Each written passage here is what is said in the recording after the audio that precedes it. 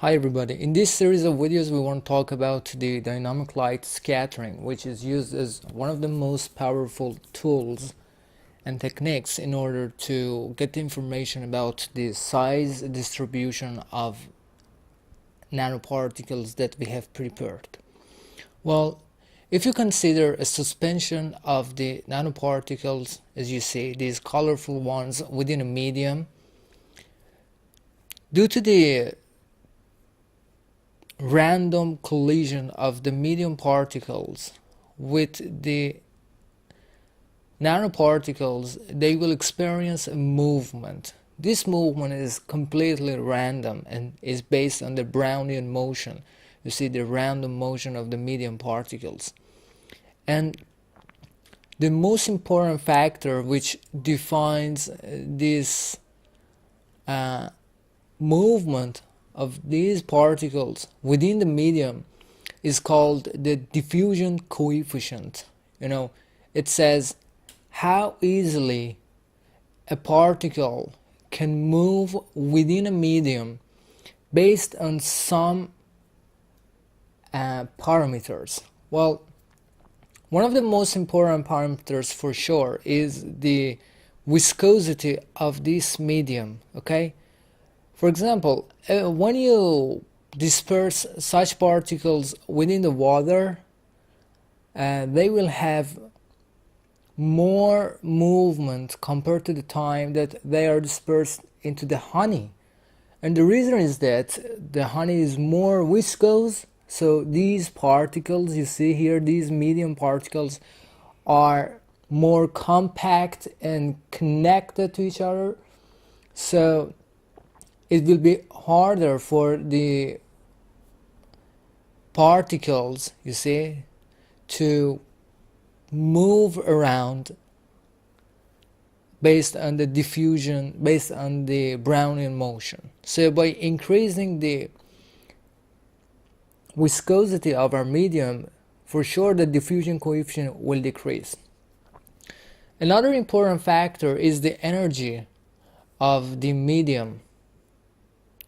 The energy of these medium particles which are going to collide with our particles, okay? If they have higher energy, so the collision will occur stronger, and these particles will be forced to move faster, and you will see the more rapid change within their movement. As you see here, if I increase the energy of the medium, you will see I don't know why it's not changing, but wait a second, now it's changing. You will see that the particles will start to move faster within the medium, and this term is directly related to temperature T.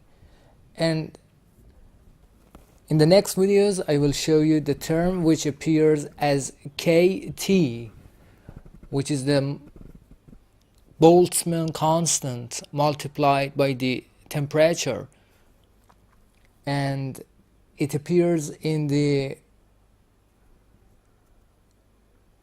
equation which describes the diffusion coefficient of these particles within the medium. So by increasing the energy of the medium, you see that by having higher energy, stronger collision, they will start to move faster. Well, another important factor in defining the diffusion coefficient is the size of these particles. Okay, this is the most important for us. In the beginning I told you that we are going to talk about the dynamic light scattering. Dynamic light scattering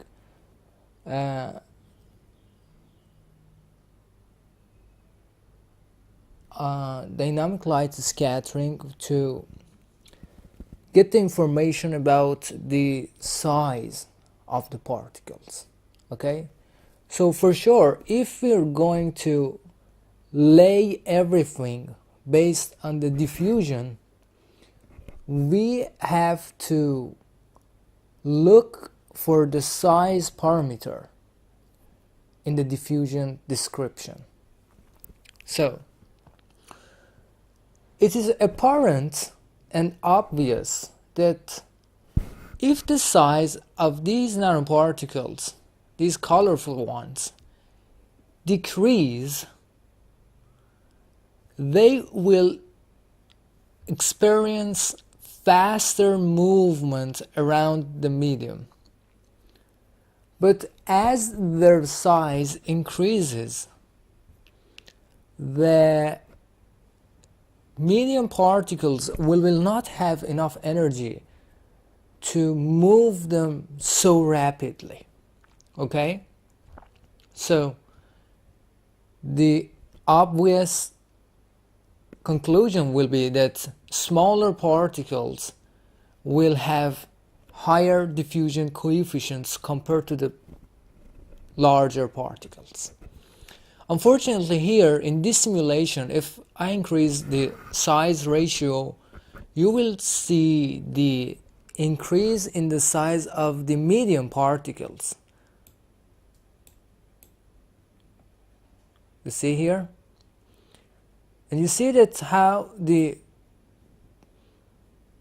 colorful particles are now moving faster compared to the time that they were so small. Okay, I know that in this simulation the size of the medium particles have been increased by increasing the size ratio, but you can consider it on the other way. You can consider it that with respect to the medium particles, the size of these colorful particles have decreased. Both give us the same results. But anyway, we just have to know that dynamic light scattering is definitely based on the diffusion coefficient, which is going to give us the information about the size distribution of our particles. But where is the light? If we are talking about the light, dynamic light scattering, so where's the light? So how is it going to work? Okay, let's have a more precise look at the device and apparatus which is going to be used for dynamic light scattering. Well, as you see here, we have a container and our fluid, our medium, within which our particles are dispersed. Well, you see here that based on the movement of our particle, there is something changing here, okay? If we shine the particles with an incident light, you see here the lens, and we put the detector at the angle of theta with respect to this direction, due to the movement of these particles, the amount of light which is scattered and detected by this detector is changing over time. You see here that the intensity of light is continuously increasing and decreasing as the particles are moving within the medium. So the rapidity in the change of this intensity, in this light intensity, is the thing that we want to use to get the information about the size of the particles.